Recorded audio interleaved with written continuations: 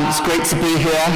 Fantastic occasion, fantastic gathering of people who care about the unborn and care about life.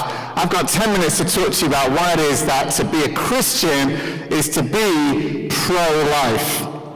I think there are so many reasons that I could give today. I want to give a few reasons that I think people don't focus on so often. The theme today is irreplaceable. And that's so true, isn't it? Every person is irreplaceable. But of course, Jesus is irreplaceable as well. He was irreplaceable, and he died on that cross because every single one of us is absolutely irreplaceable and eternal in terms of our potential and our life and our destiny.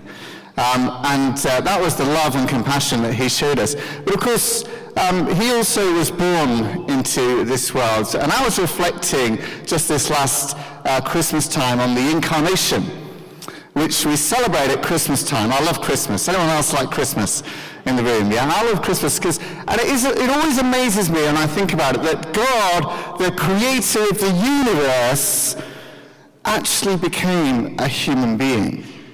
Isn't that amazing? You know, God became a human being.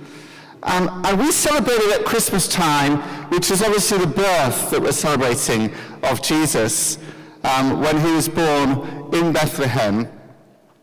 But it occurred to me last Christmas as I thought about it that that's the wrong time to celebrate the incarnation. Because the incarnation didn't actually happen at Bethlehem, it happened at Nazareth. Do you realize that? God actually stepped into the world to be a human being at conception. In Nazareth, when Mary conceived that precious child in her womb. Now that to me is an amazing and astonishing thing. You know, Adam came into the world fully human, but as a fully developed adult. And Jesus could have come into the world as a fully developed adult too, and that would have been fine, but he didn't.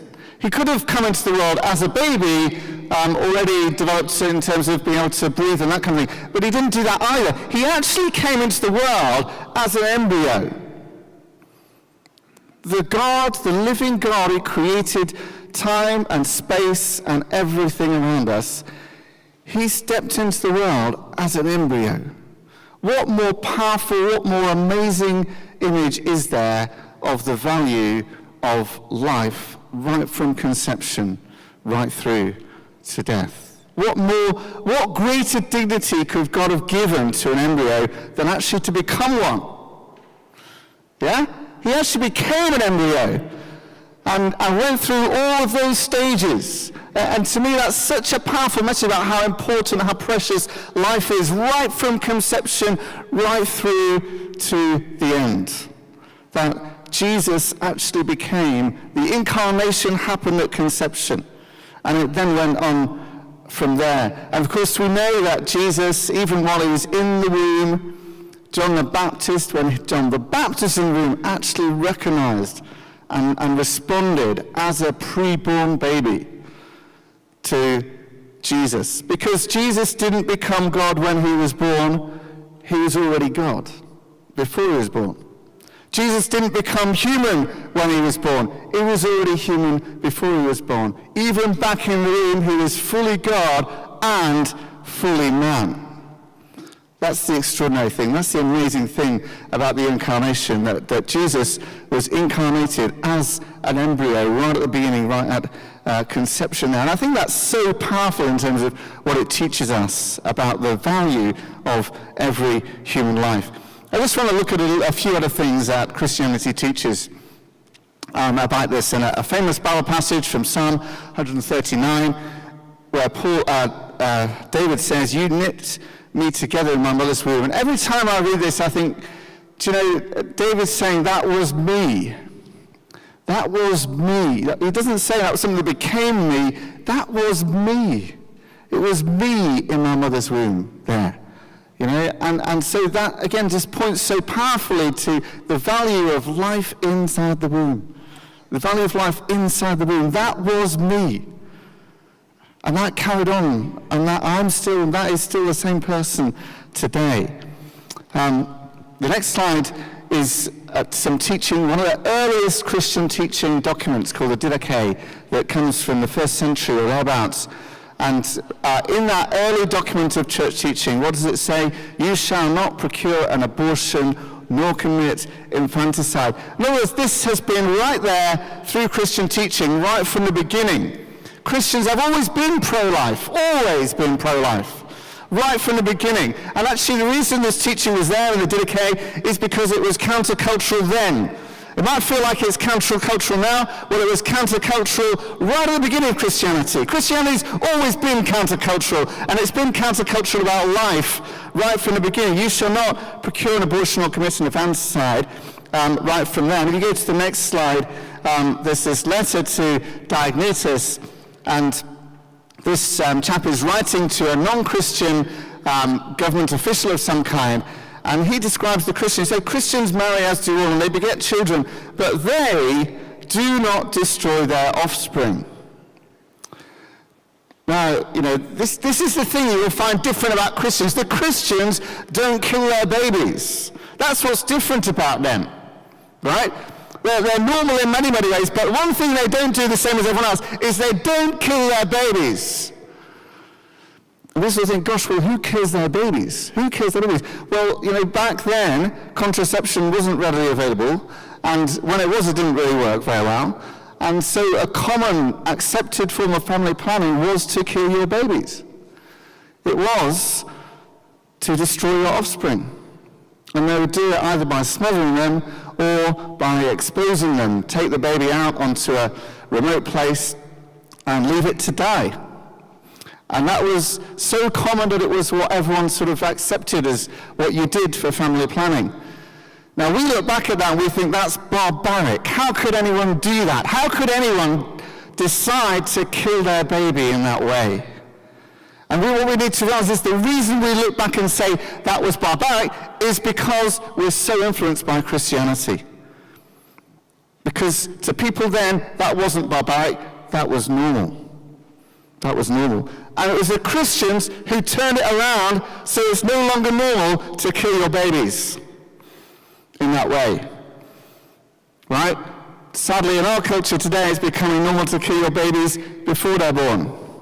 We need to turn it around like they did so that is no longer normal. That's what we need to do. They managed it with fewer people to start with than we've got in this room today, and certainly fewer people than will be on the march. We've got to be able to manage it today if they managed it then. It was countercultural then, it's countercultural now. They changed it, and we can change it as well. Looking at the next one, Epistle of Barnabas. You shall not murder a child by abortion, nor again shall you kill it when it is born. It's so clear, you can see this right through, it goes right through Christian teaching. I'm going to skip on to the next one. Here's one from Athenagoras. When we say to those women that those women who use drugs to bring on an abortion commit murder, we will have to give an account to God for the abortion. On what principle do we commit murder?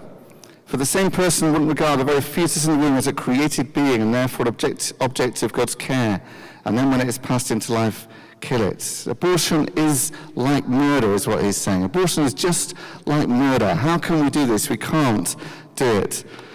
And then Tertullian, into the 2nd century, or the 3rd century, in our case, murder being once for all forbidden, we may not destroy even the fetus in the womb. Do you see how consistent this is right through Christianity, right from the beginning, right through? It's always been pro-life. Christians have always been pro-life. Christians have always been countercultural when it comes to being pro-life in this kind of way. And we need to speak out, and we need to go for changing culture on this. The early Christians were known because they were changing the world. They were turning the world upside down. We look back on practices that were done then as barbaric because they succeeded. They changed the culture. They transformed what was acceptable. And that's what we've got to do now. And if we look at this Proverbs chapter 24 speaks into this issue, doesn't it? Rescue those who are being taken away to death. Hold back those who are stumbling to the slaughter. If you say, behold, we didn't know this, does not he who weighs the heart perceive it? God knows. God knows. And you see, the Christians didn't just not kill their own babies in the early centuries. They went and rescued the babies who were being killed. They went and found those babies who were being left out to die, the ones who were being exposed. They went and looked for them and found them and took them in and adopted them and fostered them and brought them up and taught them and showed them love and care and dignity. And many of them, of course, became Christians as well. This is the task that we have. We are on the right side of history. When we talk about this, we're on the right side of history. People will look back and say, that was barbaric. How could people kill something in the womb? How could you do that?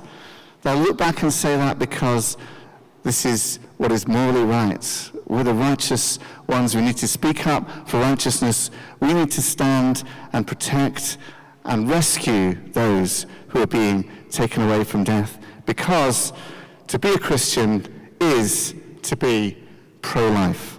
Thank you very much, everybody.